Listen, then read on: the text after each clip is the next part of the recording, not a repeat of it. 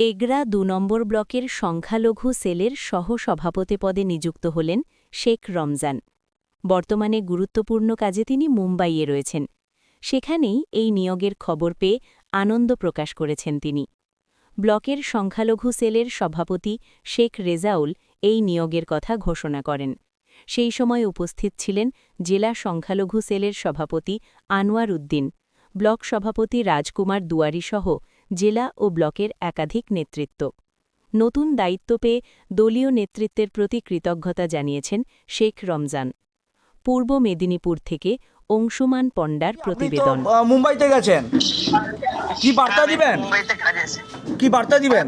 আমি দিদির সৈনিক দল আমাকে সহসভাপতির পদ দিয়েছেন, খুবই আনন্দিত এবং কর্মী হিসাবে আমি দলকে ভালোবেসে যে দায়িত্ব দিয়েছেন আগামী 2026-এর জন্য, আমি সেই বার্তাতে আমি কমপ্লিটলি সৈনিক হিসাবে কাজ করব এবং সভাপতিদার সঙ্গেই থাকব। আপনি যে এলাকায় আপনাকে দায়িত্ব দেওয়া হয়েছে সেই এলাকা 2026-এ কতখানি সংখ্যালঘু ভোট আপনি আনতে পারবেন? আমি আমার যে এলাকা আছে সেই এলাকায় আমাকে যে দায়িত্ব দেওয়া হয়েছে বা দল আমাকে যে দায়িত্ব দিয়েছেন, আমি ওখানে 100% আমি এনে দিতে পারবো।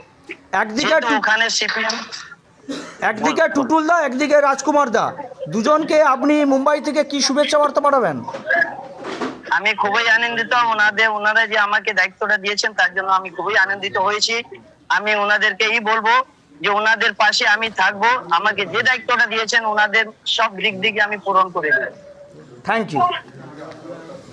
অ্যাকচুয়ালি খুব অ্যাক্টিভ আমার লোক, উনাকে সহসভাপতি বিদরপুর উনার বাড়ি, উনি বম্বেতে ইমার্জেন্সি কারণে উনি চলে গেছেন। উনি দলের খুব অ্যাক্টিভ কর্মী। নিশ্চয়ই আমার একজন সহসভাপতি বর্তমান আমার পানিপাড়ুল থেকে বাবুল সাহা উনি আছেন, আরেকজন যিনি অঞ্চল সভাপতি সহসভাপতি ব্লকের আমার পাশে, উনি ইমার্জেন্সি বম্বেতে গেছেন। নিশ্চয়ই দলের জন্য উনি ফুল সহযোগিতা করবেন এবং প্রয়োজন হলে আপনি উনাকে ভিডিও কনফারেন্সেও কথা বলতে পারেন। নিশ্চয়ই অ্যাক্টিভ লোক আমাদের।